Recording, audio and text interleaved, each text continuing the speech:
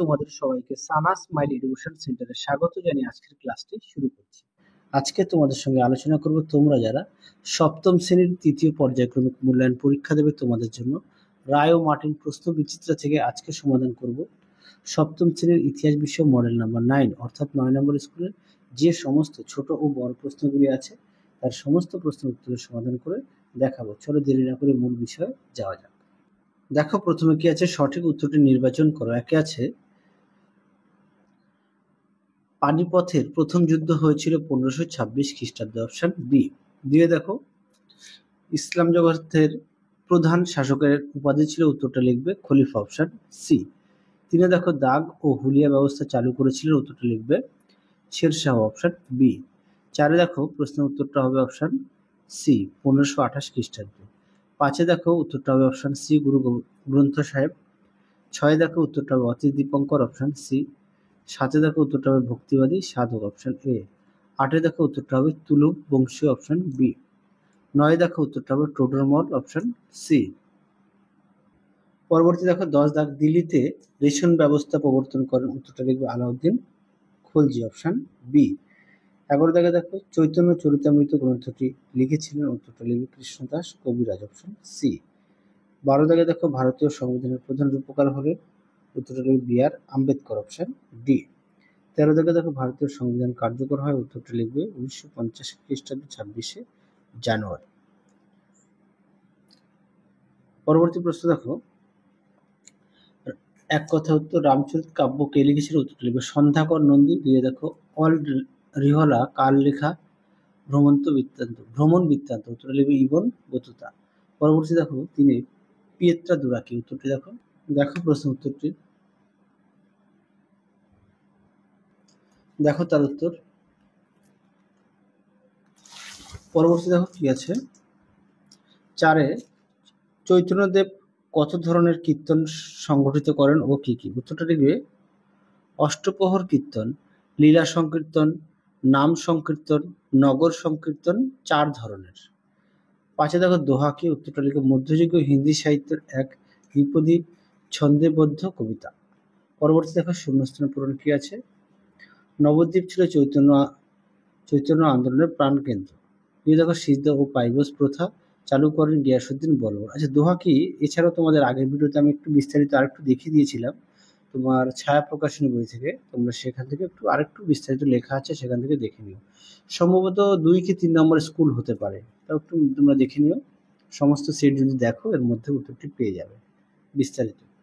তারপরে দেখো কয়স্তম্ভের সঙ্গে ক্ষয়স্তম্ভ মেলাও, একটা হবে সি, 2 হবে ডি, 3 হবে বি, 4 হবে এ। পরবর্তী দেখো কি আছে, একদিকের উত্তরটা ভুল, সঠিক উত্তর হবে খাজা মঈনুদ্দিন চিশতি। 2 হবে ভুল, সঠিক উত্তর হবে 8ম শতকে, 3 উত্তরটা সত্য। পরেরটা দেখো কি আছে, মোগলরা কেন নিজেদেরকে বাদশাহ বলতো, দেখো প্রশ্ন উত্তর, দেখো উত্তরটি।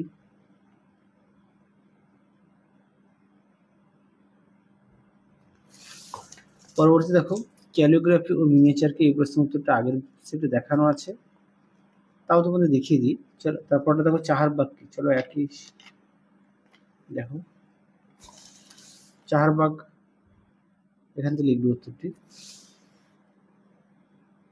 ঠিক এই পর্যন্ত লিখবে।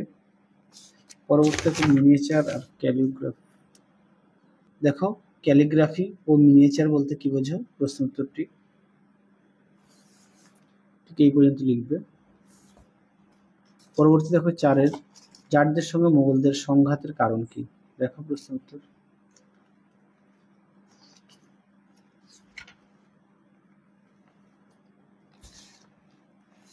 দেখো উত্তর।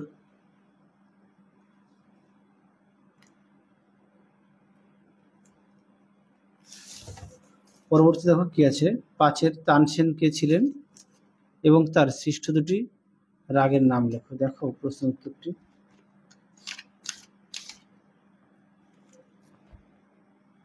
দেখো দীপক মেঘমল্লার 2টি রাগের নাম, এখান থেকে এফডি লিখবে।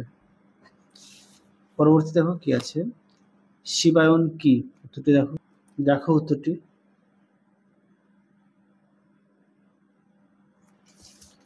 পরবর্তী দেখো সরকারের কাজ কি কি,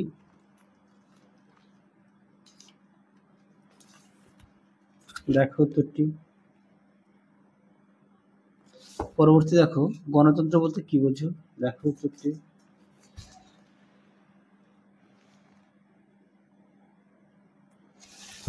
পরবর্তী দেখো 4 দাগ, 4-এর 1 দাগের প্রশ্নটা দেখো, প্রশ্ন মান হচ্ছে 3, তোমরা একটু দেখে নাও।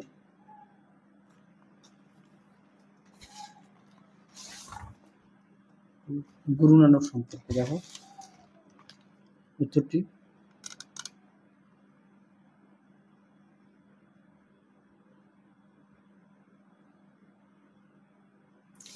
পরবর্তী প্রশ্ন দেখো 2 দাগ, 2 দাগের প্রশ্নটা দেখো, পুরো উত্তরটা দেখিয়ে দিই।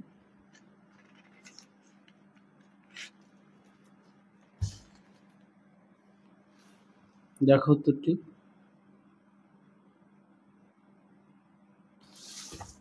পরবর্তী প্রশ্ন দেখো 3 দাগ, 3 দাগের প্রশ্নটা দেখো।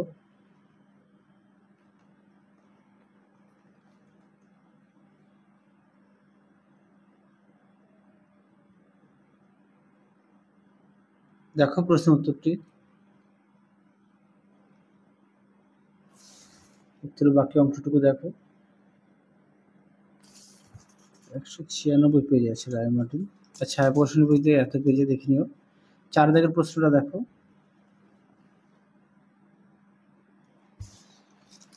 দেখো তার উত্তর। পরটা দেখো 5 দাগ, 5 দাগের প্রশ্ন দেখো।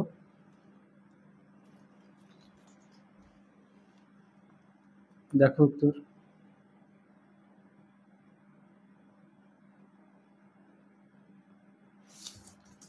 পরবর্তী দেখো 6 দাগ, 6 দাগের প্রশ্ন উত্তরটা দেখো।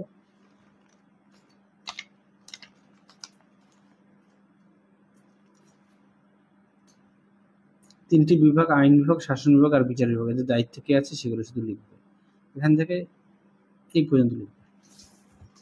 পরবর্তী দেখো কি আছে, মিউনিসিপ্যালিটি ও গ্রাম পঞ্চায়েতের ভূমিকা কি কি, উত্তরটা দেখো।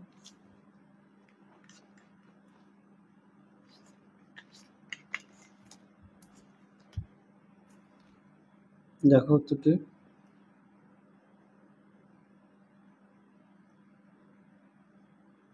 পরটা দেখো পৌরসভার কাজ কি কি।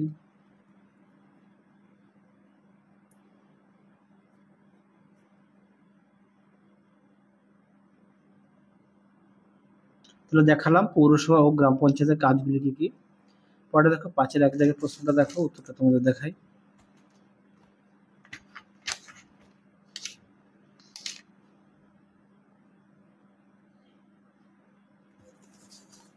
দেখো প্রশ্ন উত্তরটি।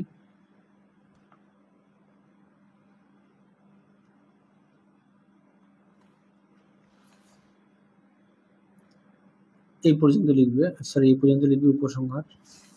পরবর্তী দেখো 2 দাগ, 2 দাগের প্রশ্ন উত্তরটা দেখো। প্রশ্নটা একটু দেখে নিও তোমরা। দেখো উত্তর।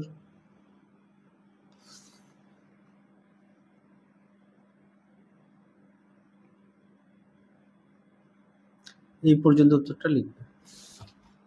পরবর্তী দেখো 3 দাগ, 3 দাগের প্রশ্ন উত্তরটা দেখো। দেখো প্রশ্ন উত্তরটি।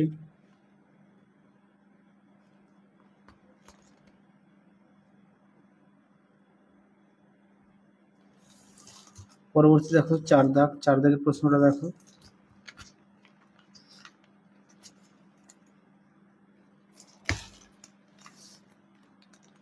দেখো প্রশ্ন উত্তরটি। উত্তরের বাকি অংশটুকু দেখো।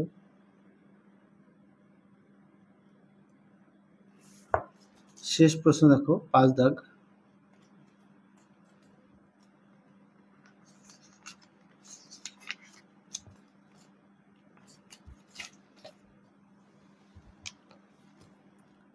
দেখো প্রশ্ন উত্তর। তাহলে চলো আজকের মতো এখানে সমাপ্ত করছি। আবার দেখা হবে খুব শীঘ্রই তোমাদের পরবর্তী ভিডিওতে। তোমরা সবাই সুস্থ থেকো, ভালো থেকো। আজকের মতো